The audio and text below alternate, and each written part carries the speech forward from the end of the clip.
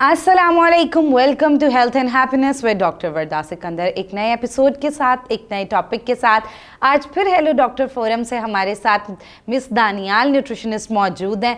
हम इनके साथ पहले भी इन्होंने हमें बहुत नॉलेज दिया मुख्तलिफ न्यूट्रिशन से रिलेटेड टॉपिक्स के बारे में। तो आज हम जिस टॉपिक पे बात करने जा रहे हैं, हम सब की फेवरेट चाय, हम सब की फेवरेट चॉकलेट्स, हम सब की फेवरेट कॉफ़ी, लेकिन इनका इस्तेमाल कितना ठीक है, क्या बच्चे कैफीन इनटेक कर सकते हैं या नहीं कर सकते, और इसका इस्तेमाल कितना हमारी सेहत के लिए अच्छा है। तो इस टॉपिक पे बात करने के लिए आइए दानियाल से जानते हैं। Welcome to the show. कैसी हैं आप? मैं बिल्कुल ठीक, आप कैसी हैं? अल्हम्दुलिल्लाह परफेक्ट। अच्छा दानियाल, पहले आपसे जानना चाहेंगे कैफीन एक्चुअली होता क्या है? कैफ़ीन बेसिकली नेचुरल स्टिमुलेंट है, ठीक है। ये क्या करता है, हमारी बॉडी की जितनी भी फिजिकल एक्टिविटीज़ होती है, अगर जब हम इसे इनटेक करते हैं, जितनी भी फिजिकल एक्टिविटीज़ है उसको बूस्ट अप करता है, हमारे कंसंट्रेशन को इंक्रीज़ करता है, हमारी बॉडी मूवमेंट को, फिजिकल एक्टिविटीज़ को इंक्रीज़ करता है। इसके अलावा जितनी भी लेजीनेस बॉडी में होती है या फटीक वगैरह होती है उसको फ़ौरन स्टिमुलेट कर देता है, नेचुरल स्टिमुलेंट के तौर पर काम करता है। अच्छा, एक चीज़ हमारे यहाँ बहुत होती है कि जी कैफ़ीन, जो कौन कौन से ऐसे फूड्स हैं जिनमें कैफ़ीन प्रेजेंट होती है? अगर हम फूड आइटम्स की बात करें, ये चाय, कॉफ़ी, चॉकलेट्स वगैरह, ये तो इसकी कॉमन एग्जांपल है। इनमें मतलब इसमें डिफरेंट अमाउंट्स में पाई जाती है, कैफ़ीन की डिफरेंट अमाउंट इसमें पाई जाती है। अच्छा, कैफ़ीन का हमारी बॉडी पे क्या इम्पैक्ट आता है? कि एनर्जी बूस्ट तो मिलता है, आप जितना टायर्ड हैं और वो तो आपको रिलीफ, इसके अलावा इसके हमारी बॉडी पे क्या इम्पैक्ट्स आते हैं? अब हर चीज़ के पॉजिटिव और नेगेटिव इम्पैक्ट्स होते हैं। एक चीज़ होती है मॉडरेशन इज़ की। तो अगर तो हम उसे मॉडरेशन अमाउंट पे लेंगे तो ठीक, लेकिन अगर हम मॉडरेशन अमाउंट से ज़्यादा लेंगे तो उसके हमारी बॉडी पे अफेक्ट्स शो होंगे। जैसे देखा जाता है कि अगर ज़्यादा अमाउंट में ली जा रही है तो लेजीनेस तो ख़त्म हो रही है, लेकिन एनजाइटी होती है, ठीक है ना। इसके अलावा डाइजेस्टिव इश्यूज़ हो जाते हैं। इसके अलावा हार्ट किसी को हार्ट प्रॉब्लम्स हैं उसमें प्रॉब्लम हो सकती है, ब्लड प्रेशर इंक्रीज़ हो सकता है। ये डिफरेंट कॉन्सिक्वेंसेस है जो अगर ज़्यादा कैफीन ले तो ये फेस करनी पड़ सकती है। अच्छा, आपने बात की कि कुछ पॉजिटिव इम्पैक्ट भी हैं इसके, तो इसके पॉजिटिव क्या इम्पैक्ट्स होते हैं? पॉजिटिव इम्पैक्ट बेसिकली ये क्या करता है, स्टिमुलेंट के तौर पे काम करता है। हमारे जो सेंट्रल नर्वस सिस्टम है उसको स्टिमुलेट करता है। अब हमारी बॉडी के अंदर एक न्यूरोट्रांसमीटर होता है, वो क्या करता है, अगर हमारी बॉडी लेजी फील कर रही है, फटीग फील कर रही है, तो ये एकदम फ़ौरन बूस्ट अप हो जाता है। मैंने अभी बताया कंसंट्रेशन इंक्रीज़ हो जाती है, फिजिकल एक्टिविटी हो जाती है। अगर हमें नींद आ रही है तो एकदम से नींद ख़त्म हो जाती है, ठीक है। ये इस तरह के तौर पर काम करता है। और अगर बात की जाए नेगेटिव, क्या इम्पैक्ट होता है? नेगेटिव इम्पैक्ट की बात की जाए तो ज़्यादा लेंगे तो ऑब्वियस ही बात है हमारी हेल्थ के लिए ठीक नहीं है।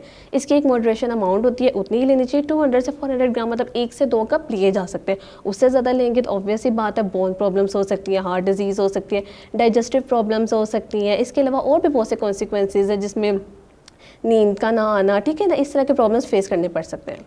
अच्छा दानियाल, एक चीज़ हमारे पास बहुत होती है कि मैंने बहुत ज़्यादा ये प्रैक्टिस देखी है कि अगर छोटे बच्चे सिक हैं तो उनको जो है वो चाय दी जा रही होती है, वरना आजकल बच्चे जो है वो कॉफ़ी बड़ी प्रेफर करते हैं। तो is it safe to use caffeine in children?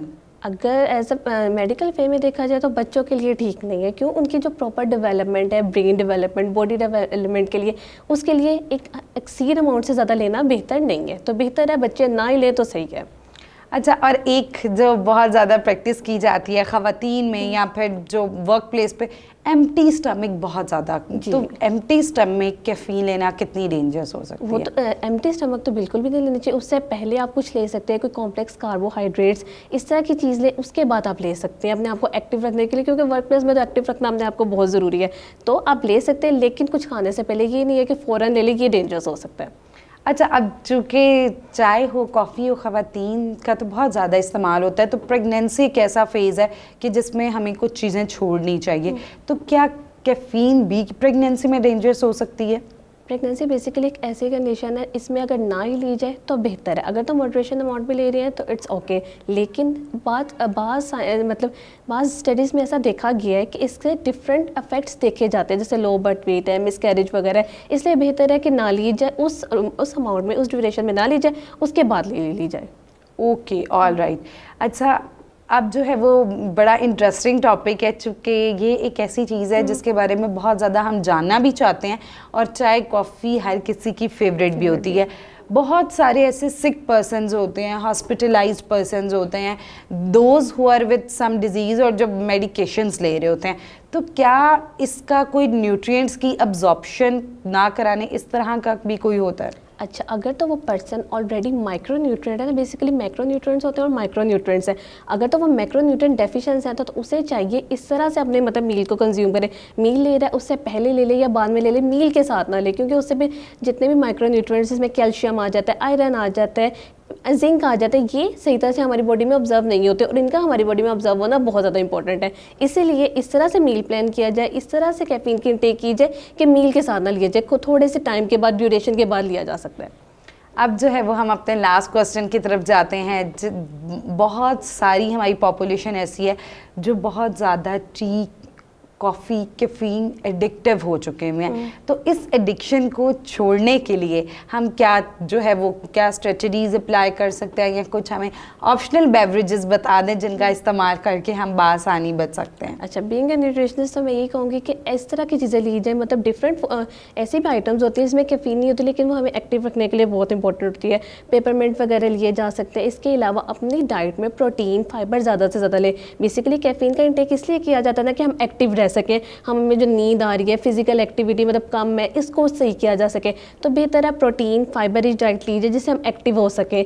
इसके अलावा इस तरह मील को प्लान किया जाए जिससे वो पर्सन एक्टिव रहे, वो की जाए, इसके ज़रिए हम अपने मतलब जो कैफीन के एडिक्शन है ना उसको कम कर सकते हैं।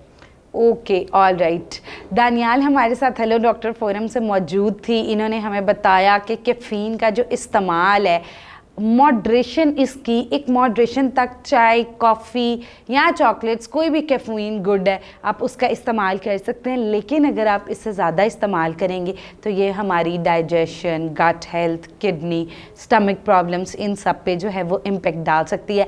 अब चूँकि बहुत सारे ऐसे लोग हैं जिनमें कहीं ना कहीं मैं भी शामिल हूँ कि हम लोग बहुत ज़्यादा कैफीन एडिक्टिव हो चुके हैं, तो इस एडिक्शन को छोड़ने के लिए हमारे पास बेस्ट ऑप्शन ये है कि आप अल्टरनेटिव जो है वो बेवरेजेस का इस्तेमाल करें। आप उस टाइम पे ग्रीन टी का इस्तेमाल कर सकते हैं, दूध का इस्तेमाल कर सकते हैं, या फिर जो है वो आप सिंपल प्लेन वाटर पी लें, उसके अंदर आप पेपरमिंट या कुछ इस तरह का डालें।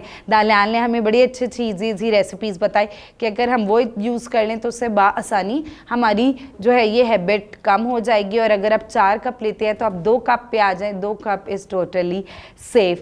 तो अगर आप भी किसी भी चीज़ के एडिक्टिव हो चुके हैं तो आपको उस एडिक्शन को कम करना चाहिए, और इसमें कोई हर्ज नहीं है अगर वो आपसे नहीं छूट रही या आपकी बॉडी में बहुत सारे प्रॉब्लम्स कॉज कर चुकी है, तो आप किसी प्रोफेशनल न्यूट्रिशनिस्ट से जो है उनकी हेल्प लें।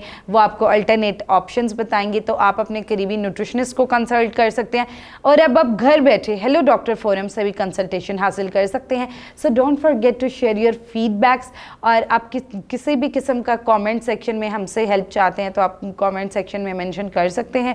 सो don't forget to comment. Thank you so much. मिलते हैं एक नए एपिसोड के साथ। अल्लाह हाफिज़।